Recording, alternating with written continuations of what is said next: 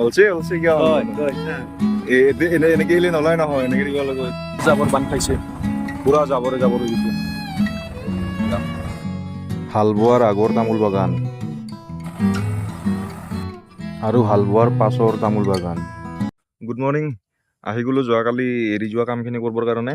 যোৱাকালিতো বেৰা দিয়া নহ'লে, তো আজি আহি পালোঁ আৰু এই আহিলে গম পাই মোক চুনু চিং এইবিলাক ভাঙা আছে, তো পুৰণা এইবিলাক গোটেই ভাঙি মেলি আৰু যিমান পাৰোঁ মানে কালি কাটি থৈ যোৱাখিনিৰে যিমান সেইখিনি কৰোঁ আৰু। এই চুনুটোৱে বেৰা দিবি নেকি মোৰ লগত হা? তো ভাঙি লওঁ এইখিনি প্ৰথমতে।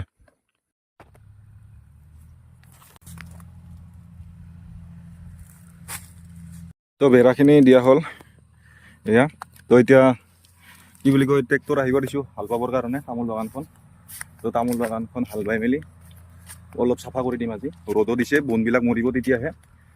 তো ট্ৰেক্টৰ আহি আছে, এতিয়া হাল বাম। তো গাইছ এইবাৰ এইখন হাল বোৱা হ'ব, চাবচোন এইখন গোটেই হাল বাই দিম আৰু কিমান কাটি থাকিম।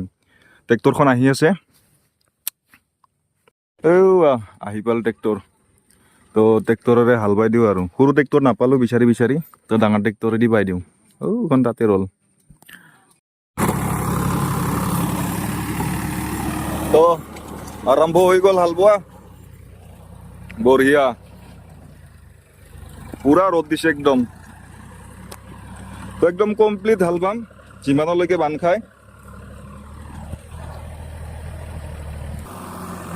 হাল বোৱা চাবাইছা?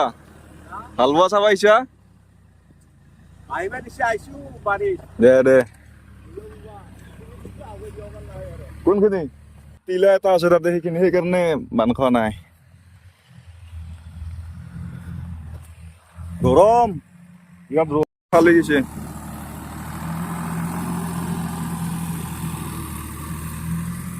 ভাল লাগব না বেয়া লাগব?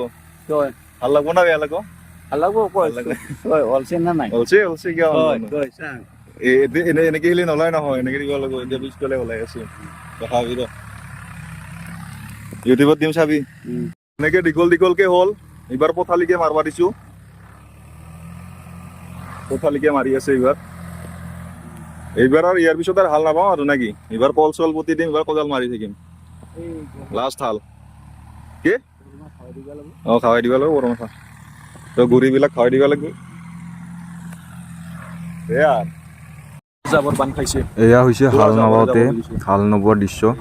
চাওক কেনেকুৱা জংঘল চাৰি চাফা কৰোঁ ৰ যাবাৰে কাটি দিওঁ।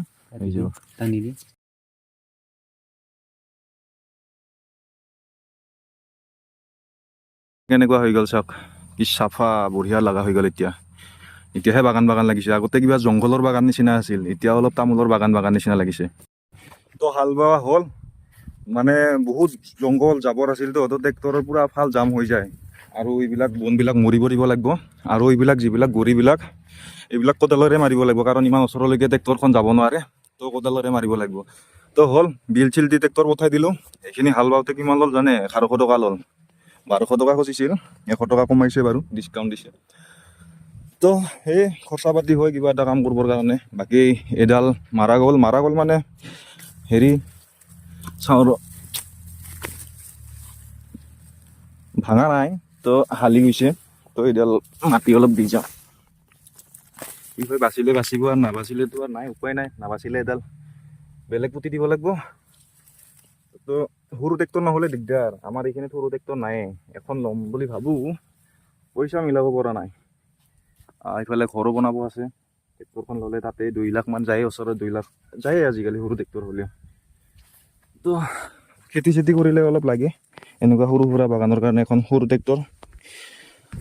তো এইখিনিয়ে আছিল মোৰ আজিৰ কাম। তো ভিডিঅ'টো ভাল পালে লাইক এটা কৰি দিব, চেনেলটো ছাবস্ক্ৰাইব কৰি দিব। এনে নৰ্মেলি নকওঁ মই ছাবস্ক্ৰাইব লাইক কৰাৰ কথাটো, আজি ক'লোঁ আৰু আহি গ'ল মনৰ পৰা। ছাবস্ক্ৰাইব কৰি দিব আৰু। কষ্ট হৈছে, কিন্তু মোৰ নিজৰ কাৰণে কষ্ট কৰি আছোঁ বাৰু। এই কষ্টৰ পৰা যদি কিবা উপাৰ্জন হয়, চাগে কাৰোবাক সহায় কৰিব পাৰোঁ। ধন্যবাদ।